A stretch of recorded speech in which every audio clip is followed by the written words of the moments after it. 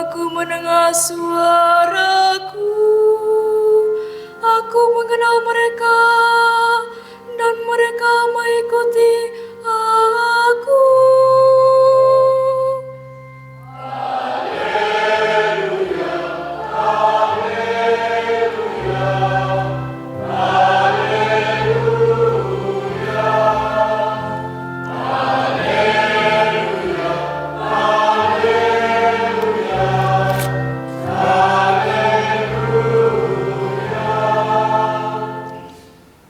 Tuhan bersamamu.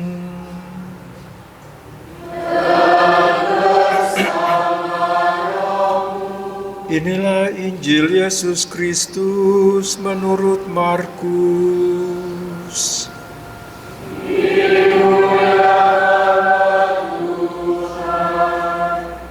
Injil Markus bab 6 ayat 30 sampai 34.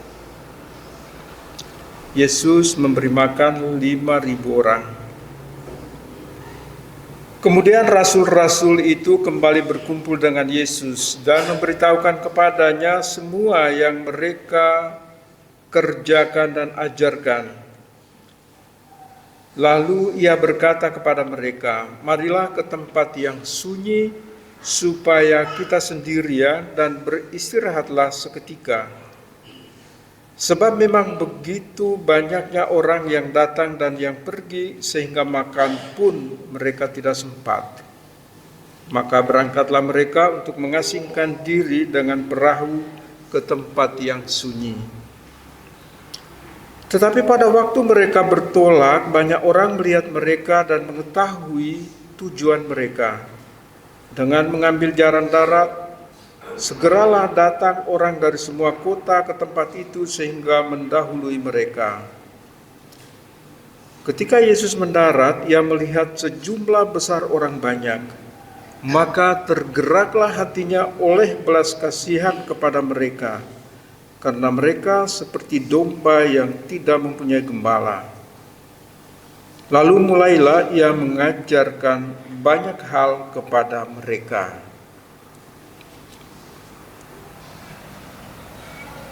Demikianlah sabda Tuhan.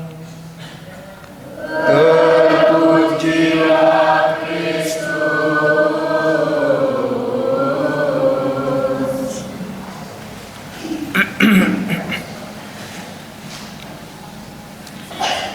Bapak, Ibu, saudara-saudara sekalian yang terkasih di dalam Tuhan, bacaan-bacaan suci yang kita dengar pada hari ini berbicara tentang gembala.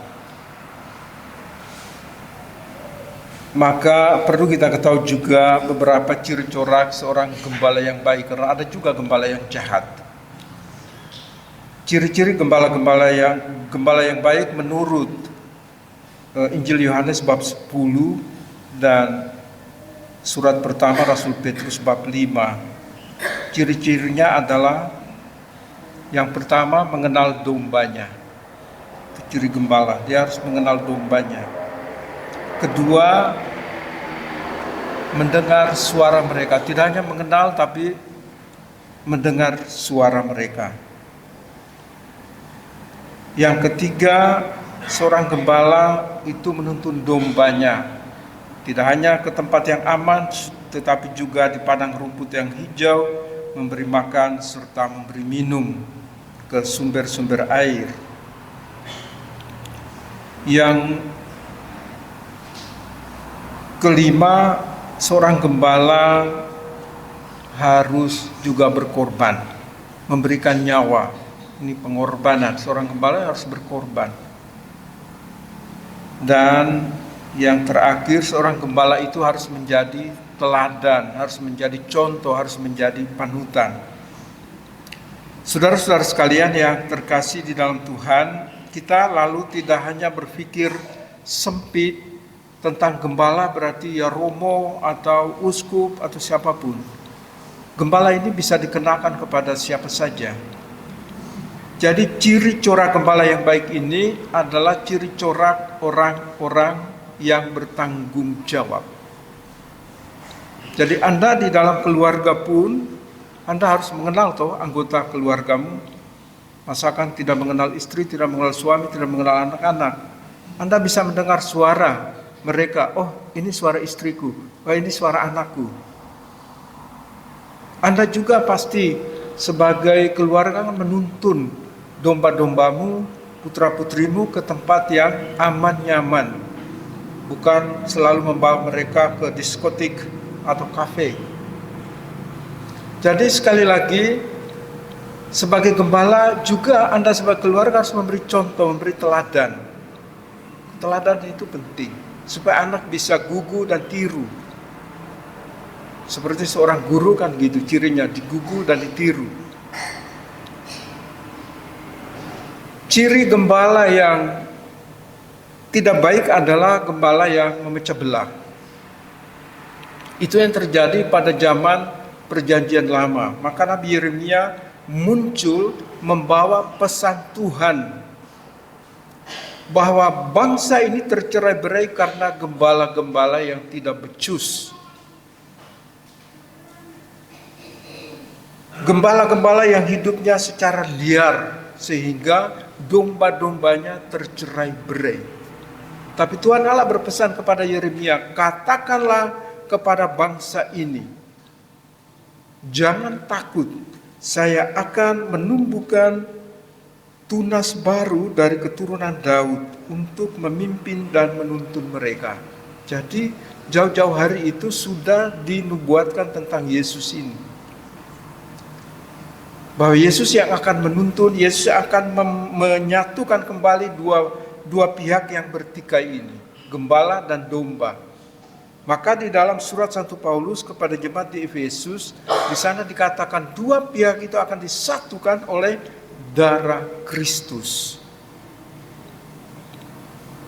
Dua pihak itu disatukan oleh darah Kristus.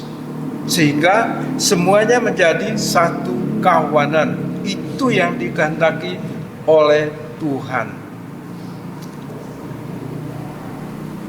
Yesus tadi kita tahu bahwa hal yang manusiawi ketika mereka bekerja lelah. Hal yang manusiawi, saya pikir kita semua pernah mengalami. Anda, Romo juga pasti kita mengalami yang namanya capek, lelah. Karena pekerjaan-pekerjaan kita. Apa yang dibutuhkan oleh setiap orang untuk melepaskan lelah mereka, kecapean mereka, bisa bentuknya bisa macam-macam. Ya, bentuknya bisa macam-macam. Ada yang mungkin tidur, bangun makan, tidur lagi, bangun makan, tidur lagi, asal jangan sampai tidur terus. Ya, untuk melepaskan lelah. Ada juga yang mengambil, udah aku mau menyepi, menyendirilah. Tolong jangan diganggu. Bisa juga untuk memulihkan kecapean, kelelahan kita, memulihkan fisik kita supaya menjadi fresh kembali. Nah, kalau seorang gembala pilihan, ini berbeda lagi. Kita mendengar apa yang dikatakan dalam Injil. Yesus tahu bahwa rasul-rasulnya, murid-muridnya itu capek, lelah. Setelah mereka bekerja, mereka men-sharingkan, membagikan pengalaman kerja mereka.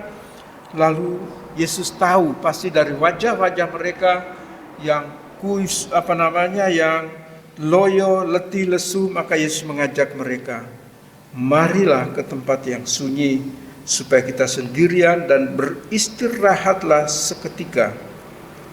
Sebab memang begitu banyaknya orang yang datang dan yang pergi sehingga makan pun mereka tidak sempat. Jadi Yesus tahu kelelahan ini, maka dia mengajak rasul-rasulnya untuk pergi. Ini peristiwa ini terjadi di sekitar Danau Galilea. Mereka di seberang sana, lalu mereka ini mau menyeberang ke Kapernaum supaya pergi ke tempat yang sepi, yang sunyi itu. Tetapi apa yang terjadi? Yang namanya danau kan, dia melingkar begitu di tengahnya air, tapi kan daratan semua mengelilingi. Ketika orang tahu bahwa Yesus naik perahu mau menyeberang, mereka duluan cepat-cepat lari mendahului. Ketika mendarat, Yesus melihat Ketika Yesus mendarat, ia melihat sejumlah besar orang banyak. Maka apa yang dilakukan oleh Yesus? Apakah dia bersungut-lah, aku ini capek, aku mau istirahat, aku mau melepaskan lelah saya, kenapa lagi ini? Tidak. Dicatat oleh penginjil Markus, maka tergeraklah hatinya oleh belas kasihan kepada mereka. Kepada siapa? Kepada orang banyak yang datang itu. Dia bilang mereka ini seperti domba yang tidak punya gembala. Mungkin dengan perjumpaan itu rasa lelah capek hilang, lalu Yesus mulai mengajar mereka. Bahwa judulnya itu Yesus memberi makan 5.000 orang, tetapi kita hanya berhenti pada Yesus tergerak hatinya oleh belas kasihan. Kalau kita baca selanjutnya, lalu Yesus juga minta kepada murid-muridnya ketika murid-muridnya para rasul bilang, ini hari sudah sore, sebaiknya suruh mereka pergi ke desa-desa terdekat untuk membeli makanan. Tetapi apa jawab Yesus? Kamu harus memberi mereka makan. Jadi seorang gembala, Yesus mau memberi keteladanan. Seorang gembala itu tidak boleh membiarkan dombanya itu kelaparan. Kamu harus memberi mereka makan. Dan segala sesuatu harus dilakukan dengan dari dalam hati. Tergeraklah hati oleh belas kasihan. Inilah contoh teladan gembala yang sejati. Gembala yang sejati adalah Allah sendiri dalam diri Yesus Kristus. Maka mari Bapak Ibu, saudara-saudara sekalian saya kasih dalam Tuhan, kita semua bisa merefleksikan sejauh mana saya sebagai romo dalam tugas kegembalaan saya. Sejauh mana Bapak dan Ibu di dalam keluarga bisa menggembalakan keluargamu. Apakah Anda saling berkorban untuk mencari nafkah dan sebagainya? Apakah Anda juga menuntun keluarga Anda? Apakah Anda menjadi teladan yang baik? Ini contoh-contoh keteladanan-keteladanan yang diberikan oleh Yesus di dalam tugas-tugas kegembalaan. Saya sebagai romo misalnya, kadang-kadang kalau kami di pedalaman itu kan transportasi sungai. Suatu saat kami para pastor berkumpul dan satu teman pastor orang Italia, dia mudik artinya menyusuri sungai ke hulu. Harus membeli bensin sekitar 250 liter untuk berjumpa dengan umat. Sampai di sana karena musim ladang, orang berkebun, berladang, tanam padi dan sebagainya, hanya beberapa ibu yang di kampung. Nah, dia bercerita, lalu kan bilang, ngapain kau buang itu bensin banyak-banyak, hanya ke sana cuma sekian orang. Terus pastor itu menjawab, apakah kamu lupa bahwa waktu Yesus disalib hanya beberapa orang di bawah salib, yang lainnya lari? Tapi sebetulnya dia mau mengatakan bahwa seorang gembala itu tidak membutuhkan jumlah yang besar, tetapi bagaimana dia punya kesiapan hati, keterbukaan hati untuk melayani. Soal banyak, soal sedikit, apakah Anda pikir saya kecewa kalau misalnya umat yang hadir itu sedikit? Tidak. Sedikit pun saya tidak kecewa, karena itu tugas kegembalaan saya. 2 orang, 3 orang, saya tetap, ini janji imamat saya. Saya harus merayakan Ekaristi untuk menguduskan umatku. Maka saya tidak butuh jumlah berjubel sampai di luar. Nggak perlu saya. Sebagai seorang gembala, kita ini kan dekat dengan 2 rumah sakit besar. Ada yang telepon minta minyak suci. Kalau siang hari, pagi hari masih lumayan. Tapi kadang-kadang tengah malam. Maka saya diajari oleh para misionaris saya terdahulu, pastor-pastor Italia itu, Niko, kalau nanti kamu menjadi imam, kalau orang panggil engkau tengah malam untuk pergi minyak suci atau mendoakan orang yang sekarat, yang pertama-tama kau lakukan adalah menulis di secari kertas seperti ini, engkau pergi kemana, siapa yang menjemput Anda, pergi untuk apa, tempatnya di mana, lalu tulis di situ. Jadi kalau orang membunuh kamu, mudah kita cari gitu ya. Jadi saya buat itu setiap kali di sini juga. Kalau saya pergi ke rumah sakit umum, kadang-kadang jam 2 lagi enak-enak tidur, domba-dombaku semua enak tidur, gembala harus pergi untuk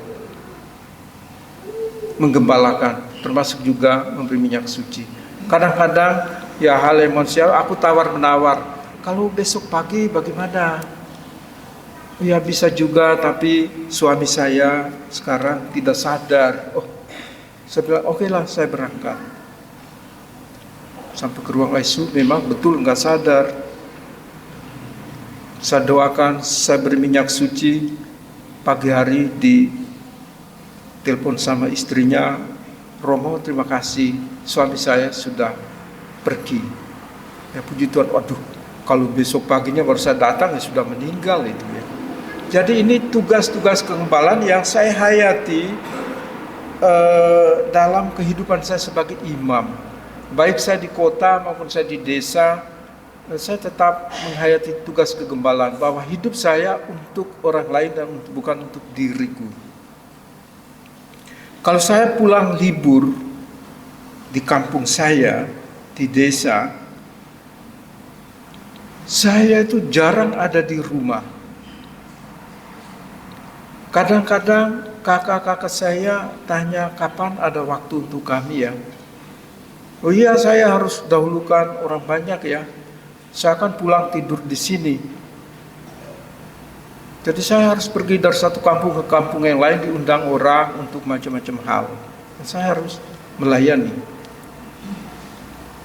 Saya pikir kita semua, Bapak Ibu, saudara-saudara sekalian yang terkasih dalam Tuhan, Anda juga sebagai keluarga juga seperti dalam doa pembukaan tadi, kita dengan kekuatan Tuhan, dengan roh Tuhan yang bekerja dalam diri kita, kita harus saling menggembalakan.